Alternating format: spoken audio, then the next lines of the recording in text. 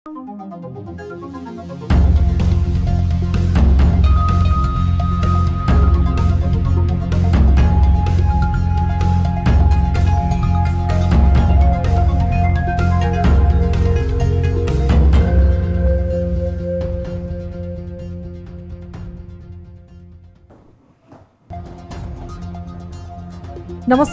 यो हो news 24 television 8 बजेको न्यूज बुलेटिनमा स्वागत छ।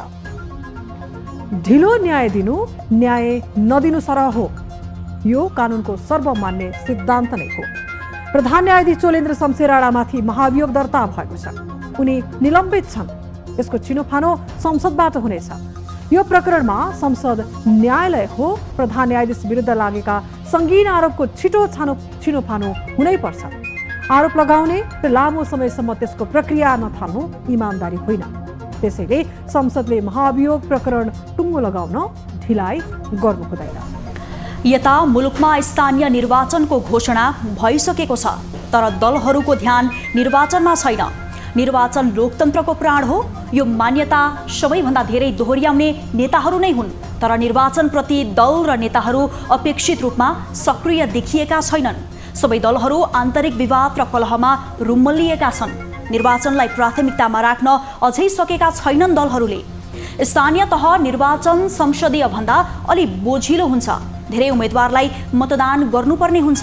कतिपय स्थानीय तहमा 1/3 भन्दा बढी मतबदर भएको इतिहास सिपेको छैन। त्यसैले चुनावी माहौलदेखि मतदाता शिक्षासम्मका कार्यक्रममा राजनीतिक सक्रियताको खाँचो रहेको छ। चुनावको तयारीमा निर्वाचन आयोगले गरिरहेको तयारीमा राजनीतिक दलहरूको साथ र पहल कदमी आवश्यक छ।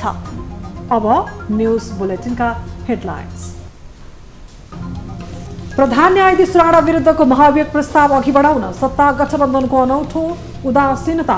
दलहरू नै प्रष्ट नभएकाले प्रस्ताव पारित हुनेमा आशंका।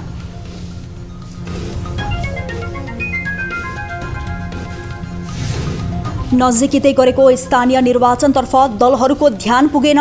आन्तरिक विवादमा रुम्मलिँदा निर्वाचन तयारी प्राथमिकतामा पर्न नसकेको विश्लेषण।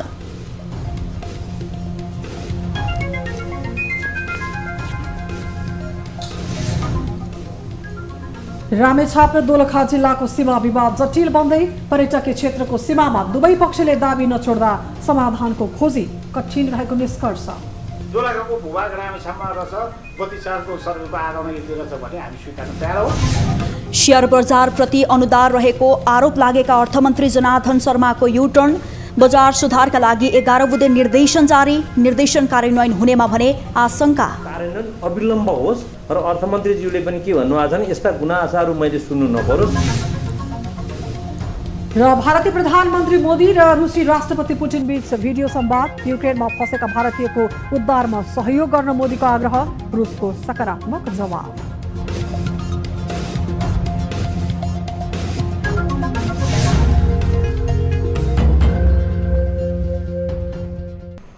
हामी निरन्तर न्यूजमा छौं।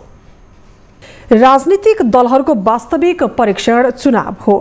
स्थानीय तहको निर्वाचन गराउन अब करिब 2 महिना मात्रै बाँकी छ, तर दलहरूलाई अझै चुनावी सरगर्मीले छुन सकेको छैन। एमसीसी अनुमोदन प्रक्रियाका कारण यसअघि दलहरूको ध्यान त्यतै सीमित बन्यो। हाल त्यो विषय पार लागे पनि दलहरू आन्तरिक विवादमा रुमलिँदा चुनावी तयारीले गति पाउन नसकेको हो। एक रिपोर्ट। वैशाख 30 गतेका लागि तय भएको स्थानीय निर्वाचनको तयारीलाई निर्वाचन आयोग जुटिसकेको छ। यस क्रममा निर्वाचनमा भाग लिने दलहरू दर्ता भइसकेका छन् भने सरकारले बजेट समेत विनियोजन गरिसकेको छ। तर निर्वाचन मिति घोषणा भएको लामो समय बितिसक्दा पनि प्रमुख राजनैतिक दलहरू चुनावी अभियानमा जुटेको देखिँदैन। एमसीसीको रस्साकस्सी र सत्ता गठबन्धनको अन्योलका कारण दलहरूले चुनाव प्रचारलाई प्राथमिकतामा राख्न सकेनन्। तर अब एमसीसीको टुङ्गो लागिसकेको छ भने सत्ता गठबन्धन तत्कालका लागि सुरक्षित देखिएको छ। तर अझै पनि पार्टीहरू आन्तरिक द्वन्द्वको भुमरीमा फस्दै गएका छन्। एमसीसीकै कारण सत्तासीन दलहरूभित्र अहिले विवाद जटिल बन्दै गएको हो। अरू दलको जे जस्तो अवस्था भए पनि सत्ताको नेतृत्व गरिरहेको नेपाली कांग्रेस भने चुनावमा होमिएको छ। निर्वाचनका लागि भन्दै फागुन 20 गतेदेखि 1 महिने घर दैलो कार्यक्रम गर्ने तयारी गरेको छ। वडादेखि माथिसम्म चुनाव लडाउने विषयमा अब वडाकै एउटा पार्टीको सञ्जाल छ अथवा त्यसको संयन्त्र छ, पालिकामा त्यही अनुसारको छ, प्रदेशमा जिल्ला हुँदै प्रदेशमा त्यही अनुसारको छ र सबै त्यो संयन्त्रले विधिवत रूपमा सिफारिस गर्छ। सिफारिस कहीँ बाजिएको अवस्थामा चाहिँ र केही अप्ठ्यारो परेको ठाउँमा तोकिएका अनुसारको चाहिँ अब अधिकार प्राप्त निकायले त्यसलाई निर्णय गर्छ र यसको तयारीका बारेमा हामीले अहिले इलेक्सन आयो हामी यसको लागि तयारी गर्छौँ मात्रै होइन, इलेक्सन जतिखेर पनि आउँछ भनेर कांग्रेस तयारी गरिरहेको। यता अर्ली इलेक्सनको नारा लगाएर नथाक्ने प्रमुख प्रतिपक्षी नेकपा एमाले चुनावको मिति घोषणा हुँदा भने अझै शंका उपशंकामा व्यस्त बनिरहेको छ। एमालेको बुझाइ वर्तमान गठबन्धनले चुनाव गराउँछ भन्नेमा विश्वास गर्ने आधार छैन। हाम्रो पार्टीले अहिले 10औं महाधिवेशनपछि 753 स्थानीय तहको चाहिँ निर्वाचनको लागि तयारीमा छौँ हामी। त्यो तयारी गर्दै पनि के हो त भन्दाखेरि भोलि र पर्सि तपाईँ शुक्रबार र भोलि शनिबार हेर्नुहोला देशभरिकै हाम्रो यो चुनावको लागि तयारी छ। तर यो सरकारले चुनाव गराउँदैन, किनभने अहिले गठबन्धनको चाहिँ एउटा माहौल तपाईँले देखिसक्नु भएको छ। गठबन्धनलाई निर्वाचन चाहेको छैन, सरकार चाहेको छ, सरकारमा बसेर लम्बेतान गर्न चाहेको छ। एमाले केही चुनावी कार्यक्रम घोषणा भने गरिसकेको छ, तर सरकारको मुख्य घटक नेकपा माओवादी केन्द्र र एकीकृत समाजवादी पार्टी भित्र आन्तरिक विवादको दलदलमा फसेको छ। जसपा भित्र पनि विवाद जारी छ। यस्तोमा यी दलहरूले चुनाव सार्ने प्रपञ्च रच्छन् कि भन्ने आशंका समेत पैदा हुनु स्वाभाविक हो। तर चुनाव सार्ने दिशामा लाग्दा जनताले फेरि अनेक प्रश्न गर्छन् भन्ने तथ्यप्रति सजग हुन आवश्यक छ। न्यूज 24 टेलिभिजनका लागि क्यामेरामा सुनिल गुरुङका साथमा टिभी जर्नलिस्ट राजन ढकालको रिपोर्ट। नेकपा एमालेका महासचिव शंकर पोखरेलले एमसीसीको व्याख्यात्मक टिप्पणीको कुनै अर्थ नभएको बताएका छन्। प्रेस चौतारी कैलालीले धनगढीमा आयोजना गरेको पत्रकार सम्मेलनमा उनले पोखरेलले कुनै पनि विषयमा संशोधन नहुने गरी हुबहु पारित गरेकोले उक्त घोषणाको अर्थ नभएको बताएका हुन्। संविधान र कानूनले व्याख्यालाई कानूनी हैसियत प्रदान नगरेको पोखरेलको भनाइ छ। यस्तै उनले सभामुख अग्नि सापकोटा राजनीतिक पूर्वाग्रही बनेको आरोप पनि लगाएका छन्।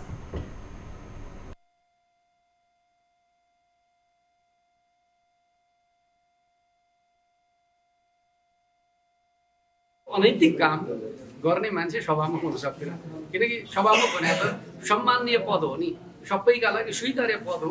उसले दोहोरो मापदण्ड प्रयोग गर्ने, अनुचित काम गर्ने र जनतालाई ढाँटेर चाहिँ बिरामी नभएको मान्छे चाहिँ कार्यालय नआइकन चाहिँ सूचना छल्ने खालको जे काम गरे त्यो काम गलत गरे, या त उनले गल्ती सच्याउनु पर्छ या राजीनामा दिनुपर्छ।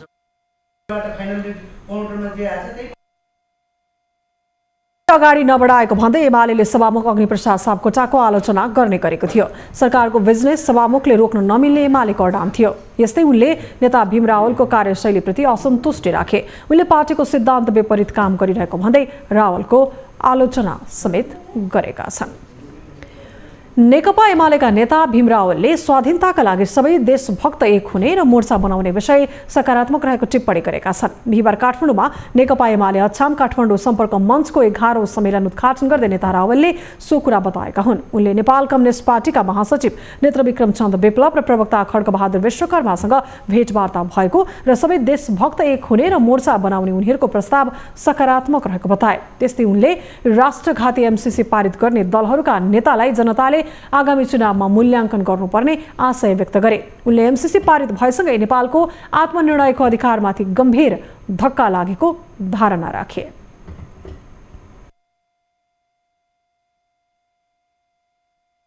आज ती दफाहरूमा प्रवेश नगरेर प्रतिसभा त्यसमा कुनै छलफल नभएर अनि ठुल्ठुलो स्वरले चिच्याएर गठबन्धन सरकारबाट जसरी यसको अनुमोदन गरिएको छ, यसबाट हामी कहिल्यै कसैको अधीनमा नगएको नेपालीहरूको स्वाधीनता, हाम्रो स्वतन्त्रता, नेपालको आत्मनिर्णयको अधिकारमा गम्भीर धक्का लागेको छ। त्यस्तै नेता रावलले लिम्पियाधुरा, लिपुलेक र कालापानीमा भारतीय हस्तक्षेप ढाकछोप गर्न सरकारले चीनले सीमा मिचेको भनेर प्रचार गरेको आशंका व्यक्त गरे। कार्यक्रममा विभिन्न व्यक्तिहरूलाई सम्मान गरिएको थियो।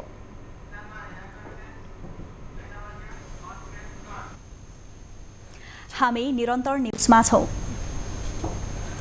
अर्थ मन्त्रालयले स्थानीय तहको निर्वाचनका लागि 8 अर्ब 11 करोड रुपैयाँ छुट्याएको छ।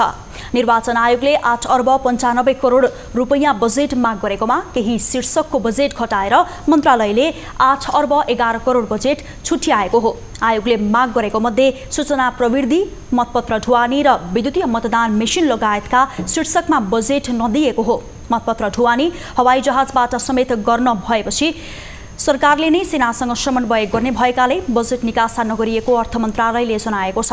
निर्वाचन आयोगले विद्युतीय मतदानका लागि 1 करोड रुपैयाँ माग गरेको थियो। आयोगको पदाधिकारीहरू बीच नै विद्युतीय मतदान गर्ने विषयमा मतभेद भएपछि आयोगले हटाउन लगाएको मन्त्रालयले जनाएको छ।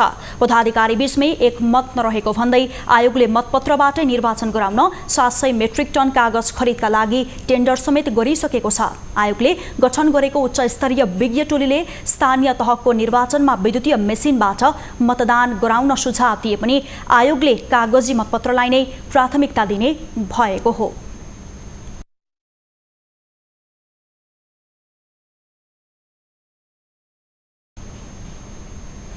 सत्तारूढ गठबन्धनले संसदको अवरोध खुलाउनका लागि प्रमुख प्रतिपक्षी दल नेकपा एमालेसँग छलफल गर्ने निर्णय गरेको छ। प्रधानमन्त्री निवास बालुवाटारमा बिहिबार बसेको सत्ता गठबन्धन आबद्ध 4 दलको बैठकले संसद लामो समयदेखि अवरुद्ध हुँदा नागरिकता लगायत विधेयक रोकिएको विषयमा छलफल गरेको जनाएको छ।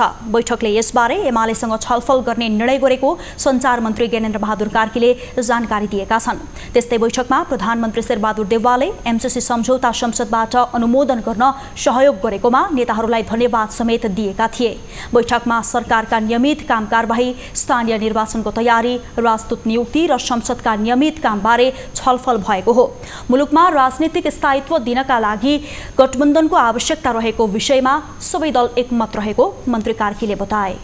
जुन विशेष परिस्थितिमा हामीले गठबन्धनको निर्माण गरेका छौँ र त्यो गठबन्धनको आवश्यकता मुलुकको राजनैतिक स्थायित्व, मुलुकलाई सुशासन दिनका निमित्त, मुलुकमा कानुनी शासनको प्रत्याभूति दिनका निमित्त र खास गरेर मुलुकलाई एकताबद्ध बनाएर विकास र समृद्धिमा अगाडि बढाउनका निमित्त गठबन्धनको आवश्यकता महसुस गरेर यो गठबन्धन बनेको छ र यो गठबन्धन अगाडि बढ्छ।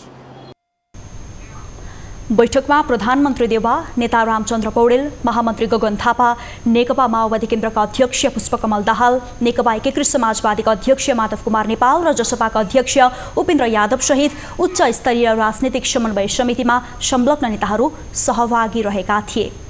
मिथिलाको बहुचर्चित सांस्कृतिक उत्सव 15 दिवसीय मिथिला माध्यमिकी परिक्रमा बिहिबारदेखि विधिवत रूपमा सुरु भएको छ।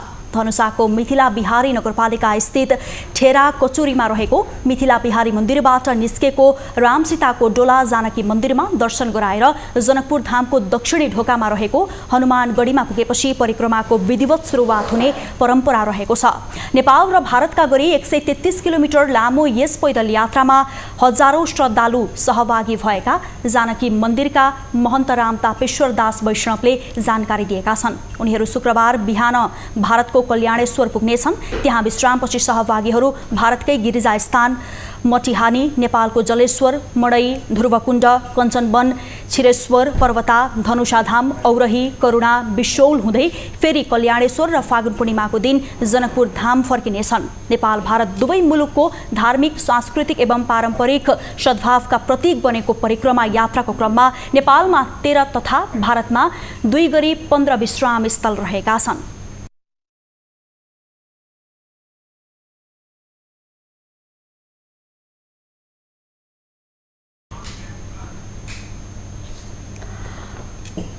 मण्डला नाटक घरमा बिहिबारदेखि काठमाडौँको थापा गाउँ स्थित आफ्नै भवनबाट सञ्चालनमा आएको छ।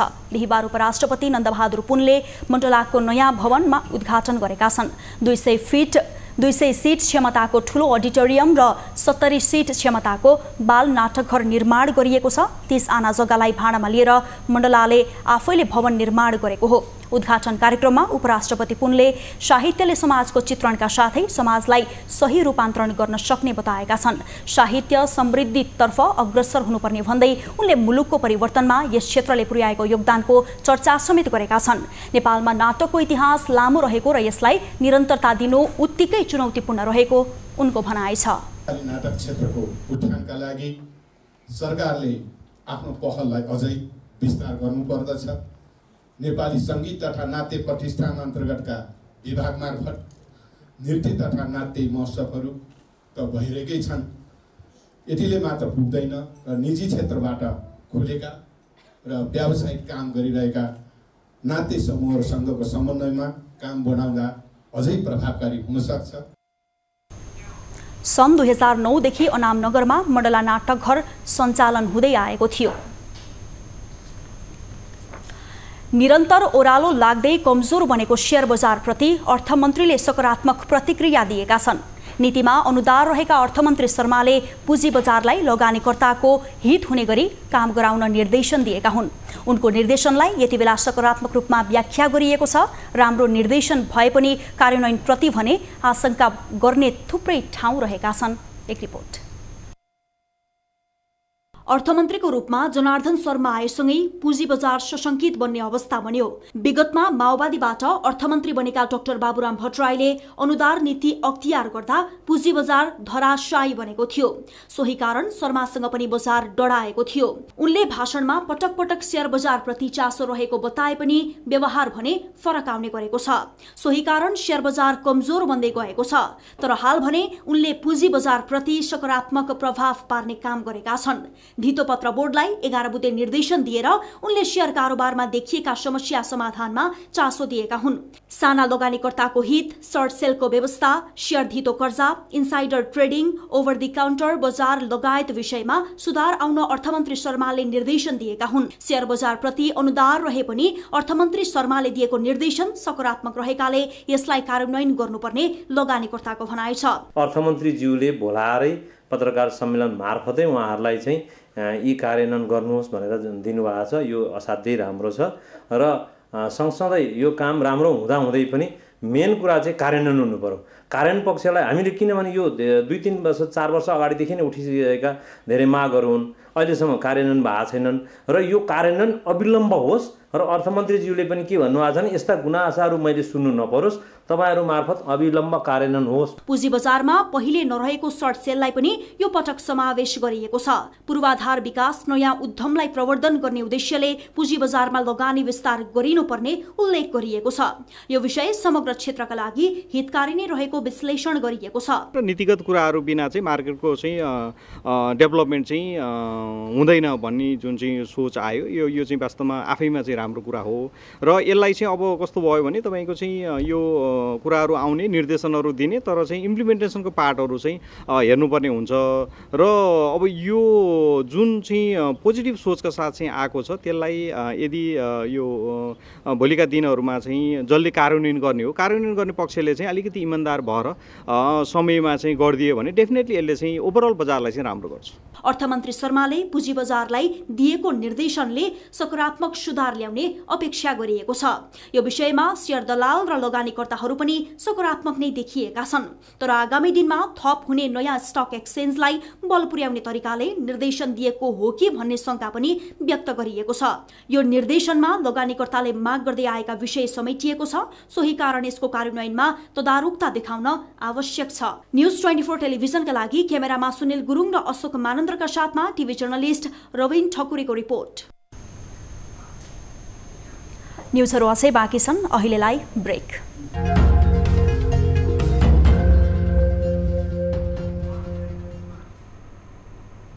हामी निरन्तर न्यूजमा छौं। प्रतिनिधि सभामा हतारिएर प्रधान न्यायाधीश चोलेन्द्र शमशेर राणा विरुद्ध ल्याइएको महाभियोग प्रस्ताव अघि नबढेका कारण अलपत्र बनेको छ। एकातर्फ संसद प्रभावकारी रूपमा सञ्चालन भएको छैन भने अवरोधका बीच अघि बढेको सदनमा एमसीसी सम्झौतालाई मात्र ध्यान दिँदा महाभियोग प्रस्ताव अगाडि बढ्न नसकेको हो। महाभियोग दर्ता भएको 7 दिनपछि महाभियोग सिफारिस समिति गठन गर्नुपर्ने संवैधानिक प्रावधान भए पनि अहिलेसम्म प्रक्रिया नै सुरु हुन सकेको छैन। एक रिपोर्ट। गत फागुन 1 गते प्रधान न्यायाधीश चोलेन्द्र शमशेर राणामाथि महाअभियोग प्रस्ताव दर्ता गरियो। संविधानको धारा 101 को उपधारा 5 बमोजिम महाअभियोगको सूचना दर्ता पनि भएको छ। सूचना दर्ता भएसँगै सभामुखले संविधानको धारा 101 को उपधारा 3 बमोजिम महाअभियोगको प्रस्ताव पेश गर्ने आधार र कारण विद्यमान भए नभएको छानबिन गर्न प्रतिनिधि सभामा 11 सदस्यीय सिफारिस समिति गठन गर्नुपर्ने थियो। उक्त सिफारिस समितिले छानबिन गरी कारबाहीका लागि प्रतिनिधि सभा समक्ष प्रस्ताव पेश गर्दै प्रक्रिया अगाडि बढाउने कार्यविधि छ। तर अहिलेसम्म समिति गठनको प्रक्रिया समेत सुरु भएको छैन। प्रतिपक्षी दलको निरन्तरको अवरोध र सरकारको प्राथमिकतामा एमसीसी मात्र रहेकाले पनि महाअभियोग अगाडि बढ्न नसकेको आरोप लागिरहेको छ।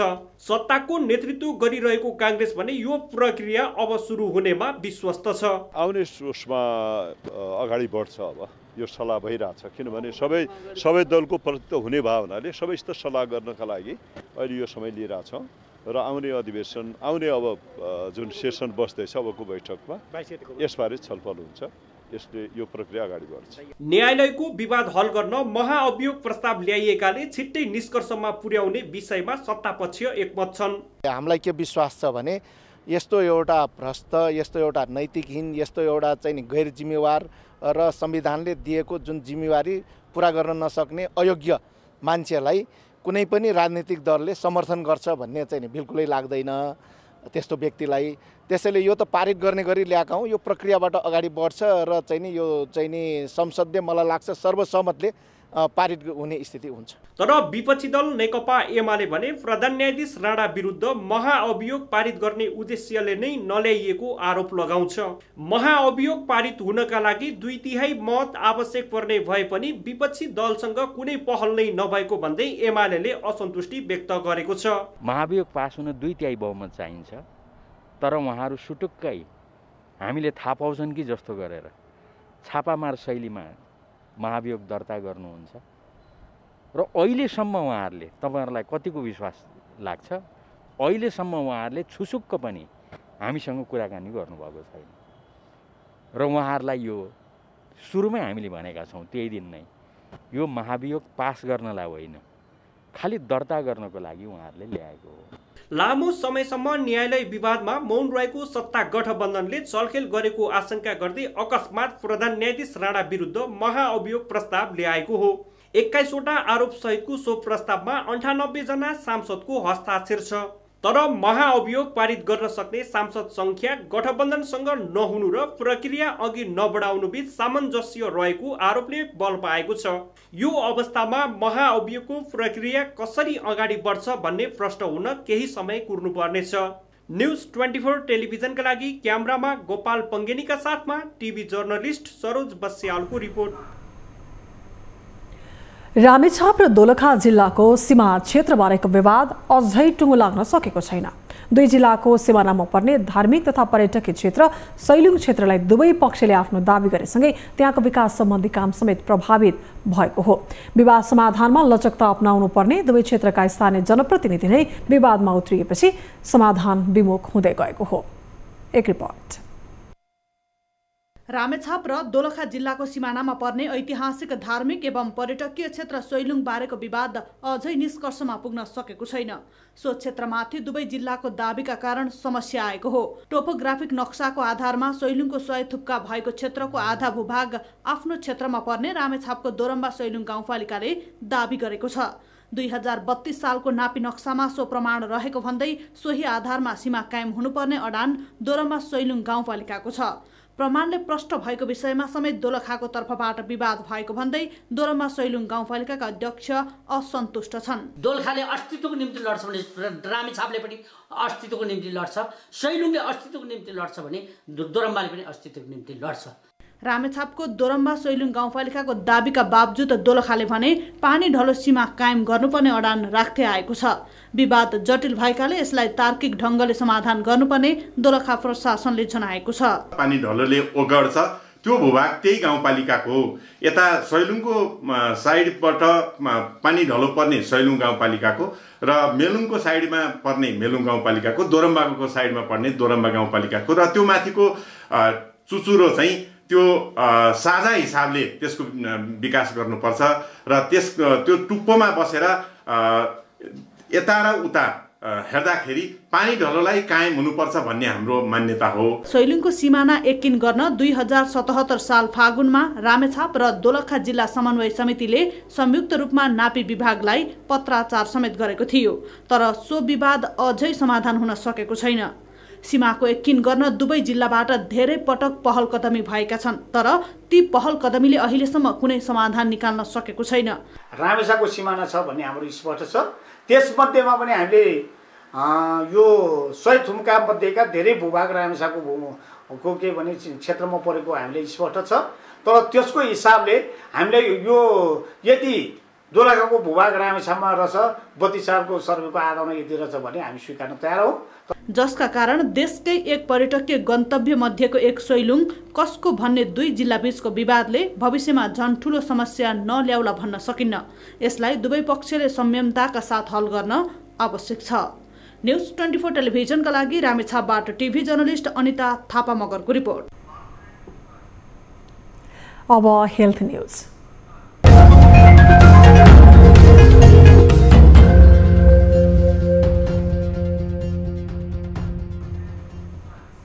नेपालमा थप 105 जनामा कोरोना संक्रमण पुष्टि भएको छ। देशभर गरिएको 2448 पीसीआर परीक्षणका क्रममा 70 जना र 2476 एन्टिजेन परीक्षणका क्रममा 35 जनामा कोरोना संक्रमण पुष्टि भएको स्वास्थ्य मन्त्रालयले जनाएको छ। त्यस्तै कोरोनाका कारण थप 3 जनाको मृत्यु भएको छ।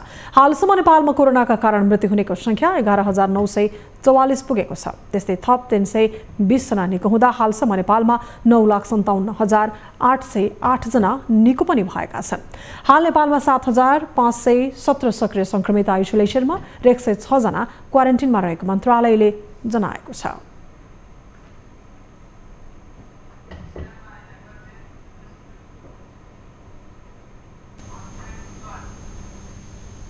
हामी निरन्तर न्यूजमा छौं। अब बिजनेस न्यूज।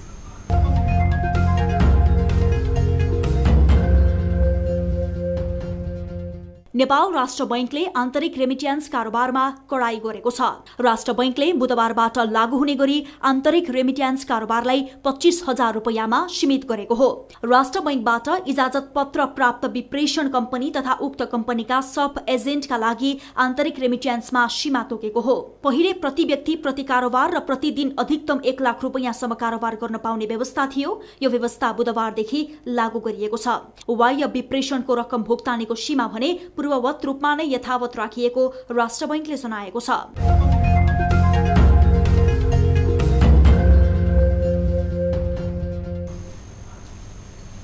अब स्पोर्ट्स न्यूज।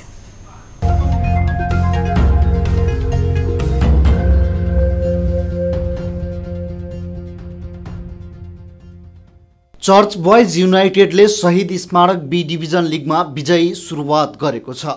सातो बाटो स्थित एन्फा कम्प्लेक्सको मैदानमा बिहिबार भएको खेलमा चर्च बोइजले टुसाल युथ क्लबमाथि 5-2 को फराकिलो जित निकालेको हो। चर्च बोइजको जितमा आशिषले 3 गोल गरे। यता विकास राई र कुबेर नेउपानेले समान 1-1 गोल गरे। टुसालका गिलेप्सी जङ कार्की र उत्तम शाहीले समान 1-1 गोल फर्काए। खेलको 6औं मिनेटमा आशिषको गोलबाट चर्च बोइजले सुरुवाती अग्रता लिएको थियो। 17औं मिनेटमा आशिषले गोल गर्दै चर्च बोइजको अग्रता दोब्बर पारे। 21औं मिनेटमा विकासले गोल गर्दै चर्च बोइजको अग्रता 3-0 मा पुर्याए। 33औं मिनेटमा आशिषले ह्याट्रिक पूरा गर्दा चर्च बोइजलाई पहिलो हाफमा 4-0 को अग्रता दिलाए। जारी बी डिभिजनमा यो नै पहिलो ह्याट्रिक हो। यता 72औं मिनेटमा टुसालको लागि गिलेप्सीले गोल गर्दै खेललाई 4-1 को अवस्थामा ल्याए। तर 86औं मिनेटमा सब्स्टिट्युट कुवेरले गोल गर्दै चर्च बोइजलाई 5-1 ले अघि बढाए। 89औं मिनेटमा सब्स्टिट्युट उत्तमले मैदान प्रवेश गरेको पहिलो मिनेटमा गोल गर्दै खेललाई 5-2 को स्थितिमा ल्याए। त्यसपछि थप गोल निस्कन नसक्दा चर्च बोइज विजयी हुन सफल भयो। न्यूज बुलेटिनको अन्त्यमा पुनः हेडलाइन्स। प्रधान न्यायाधीश राणा विरुद्धको महाभियोग प्रस्ताव अघि बढाउन सत्ता गठबन्धनको अनौठो उदासीनता, दलहरू नै प्रष्ट नभएकाले प्रस्ताव पारित हुनेमा आशंका।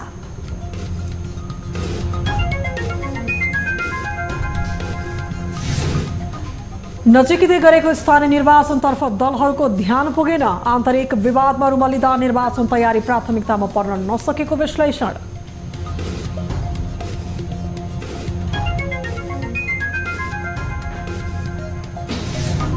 रामेछाप र दोलखा जिल्लाको सीमा विवाद जटिल बन्दै पर्यटकीय क्षेत्रको सीमामा दुवै पक्षले दाबी नछोड्दा समाधानको खोजी कठिन भइरहेको निष्कर्ष।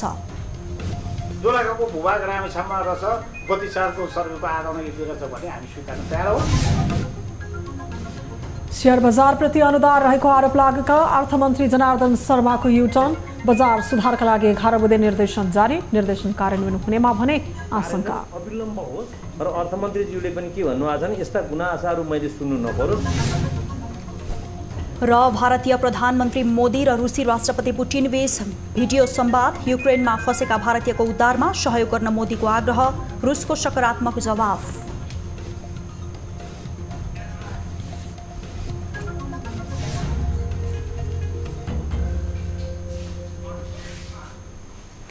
बेलुकी 8 बजेको न्युज बुलेटिन अहिलेलाई यति नै। ताली र गालीका लागि हामीले सोधेको प्रश्नको अन्तिम नतिजा यसपछि प्रसारण हुने कार्यक्रम सीधा कुरा जनतासँगमा हेर्न सक्नुहुनेछ।